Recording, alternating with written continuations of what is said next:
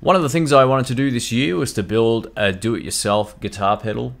And I tried one last year and I absolutely butchered it. I didn't do enough research on it. And I thank Mammoth Electronics for sending that one out. But yeah, I absolutely destroyed it and there's no recovery for it. I didn't do enough research, as I mentioned, on what to do, how to put the components in, how to solder it in, all that kind of stuff. I'd used soldering irons a lot in the past, but I've never put anything on a circuit board for about 10 years. So I did everything the wrong way, and I really feel like there's no way I can recover that that fuzz pedal that I was trying to make. So I went ahead today and I actually purchased a couple of kits just to start me off. And for those watching on YouTube, which won't make much sense to the people just watching the podcast, but for those watching on YouTube, I've gone ahead and I spent some bucks on getting a multimeter. I bought a new soldering iron, a solder sucker or pump or whatever they're called, and yeah, I've got a whole lot of different things, a glue gun, some cabling and wires, and some, just some bits and pieces. I bought some pots and switches, all that kind of stuff, and I want to go ahead and start doing more of this stuff. I think it's important for me to know what's in them, how to fix them if another pedal breaks, for example. And now that I'm also selling pedals online, just having that insight into how things are made is going to be really cool.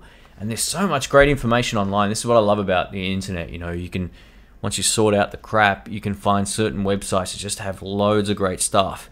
And I found a few websites today that I'm basically learning and writing down lots of notes about how to do this stuff, what I need to think about, where to get enclosures.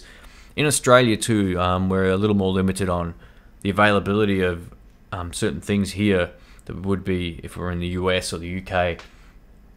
But I found, I did the research and I found the parts. So, I've got some parts coming in the mail. I bought some Vero board things off eBay as well.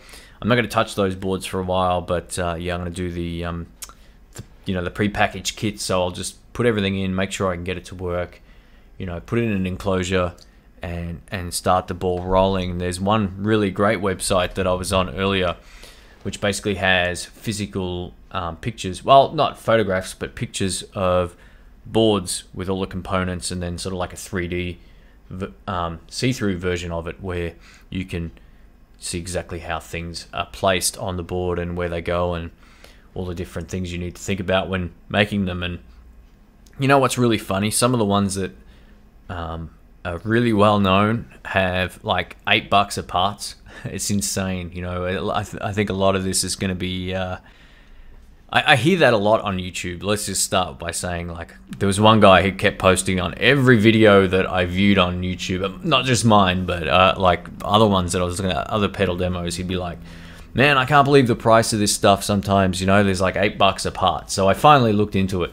You know what, in some of them there are, I know a lot of it is very time consuming, and the research and development time and the, having someone build them is time consuming, but physically the parts aren't that expensive. So yeah, it's just one of those things where I thought, let's just try making a few, and I'll give them out to a few friends of mine. They can test them out, and they can let me know what they think, or maybe I'll auction one off on eBay or something like that down the track if I ever get any good at it. But yeah, for this year I want to at least make 3 pedals that are my favorites and that aren't complicated. So I've chosen a few. I won't tell you what they are right now. But so we'll see how we go with that, and as I get the parts in and the kits in to make the pedals, I'll do some videos about some of that and maybe talk about the experience of it on a future podcast as well, because there's probably a lot of guys interested in doing this. And